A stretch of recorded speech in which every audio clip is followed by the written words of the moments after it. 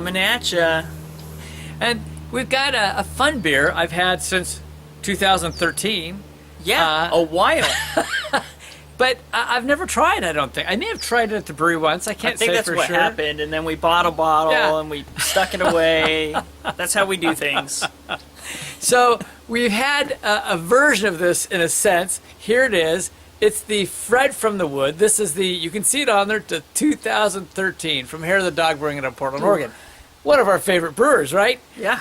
So delicious beer. I've reviewed the Fred from the Wood, bourbon Fred from the Wood. This one is not out of bourbon barrels. What they did was they took new medium toast American oak barrels and they aged it in there for 6 months. So that's got a little different nuances to it. Yeah. It's an American strong ale at 10% ABV. So it's still going to be good. It's still going to be really good, I'm sure. But you know how we like bourbon, so.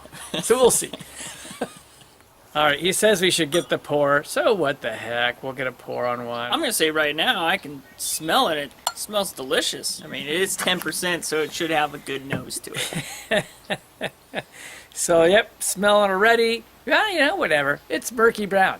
It's murky, but I don't see any floaties. I think I dumped the last from the bottom, so mine's a little more hazy slightly than yours. A little bit more hazy, but it's got good carbonation. I can see it, which that always scares us, unfortunately. With well, Hair no, of it the wasn't Dog. overcarbonated, so that's great. So that's good. All right, I think it's time to... Oh, well, mine foamed up quite a bit, so we'll see. Yeah, it did foam Here we go. So definitely you get the French. Did you say it was French oak or American oak? American but you oak. get the vanilla out of it immediately. Now, that's weird. I almost felt like I got bourbon off of it, though. That's kind of odd. But what I really think it was is the oak, man. You get vanilla from the wood, and you get the oak on it, and you get this big caramel and toffee. So when you get that toffee along with the vanilla and the oak, you can get the impression of bourbon because, you get those kind of things. You get some of the, dried fruits in there. I can't quite depict what they are. I can tell you which one I get right away. I get a huge raisin off of it. Yeah. Big raisin. Yeah, you know what it is? A little bit lighter in the dark fruits. And I think I'm getting like some date sugar on there too from my perspective. Yeah, I totally do. This just making me crave dates at the moment. I totally get like a date sugar. You get the whiff of like a candied, sugared, like brown sugar or something, or just like fruits. They're like candy sugared almost. Like it's got a nice like sweet dried scent fruits, to it. like sweet, maybe slightly sugared dried fruits. Not quite like a real like sugar, like brown sugar or anything. It's more of like a sweeter like fruit sugar that's been dried. But you definitely get a sweet scent to it. Oh man, but just huge caramel, toffee, vanilla on that with the oak. But yeah, lots and lots of the fruit character, very fruity, dried fruits, various dried fruits. I'm sure it's like a big old bag of, but really delicious. sweet ones, Anyway, enough of that. Per usual, when we're sniffing, we want to drink it. Yeah, we do.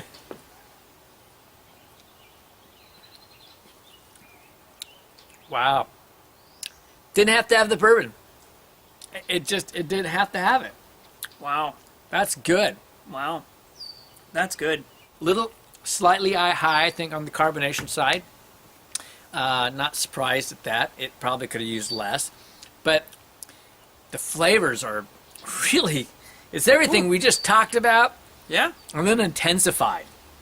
I mean, you get this beautiful oak character, just a hint of the tannins from that. Exactly. I bet that's actually aged better over time. Yeah. The tannins probably gone away a little bit. You get the dried fruits, you get the vanilla. You're getting more of the raisins than anything when it comes to dried fruits. Yeah. But I still say you get a big caramel and toffee component. I think toffee's the bigger of the two, along with that vanilla. And it just gives you this beautiful sweetness to carry everything else through. You get a little bit of the tobacco and leather, but what I'm more getting is like aged, settled hops that are... You can tell it's hoppy, but you can actually taste it, which is nice. You don't get that very often, especially because you can't get a beer aged this long that tastes this good. Well, we're just kind of sitting here having a good time. This is a dang good beer. Very good, yeah. And Christian's right. You get a bit of leather, you get a bit of tobacco on there. You know, there's just a lot of character to this beer. It's amazing. And the dried fruits, I'm still leaning towards, like Christian did, that I'm getting more of the raisin. I still think I get a little bit of the date sugar, but there's enough bitterness from those hops, like you said, that character. And it's not like a bad bitter, you know? Like sometimes you get that bitterness, and for me anyway, it can be too much or kind of goes into like heavy black teas. Nah, it's like none of that for me, really. It's really aged well. I could see how like this might have had more of a pininess to it when it was fresher.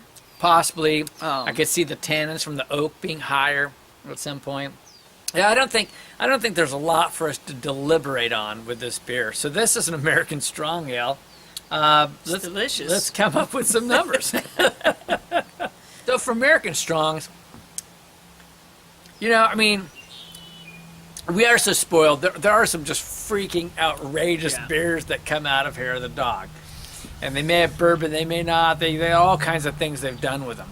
I think this is a great beer. I don't think it's as, you know, I don't think it's up there with me like Otto or, you know, Christian likes, was it Matt, I think. And I don't think it's quite as big as those, quite as high of those.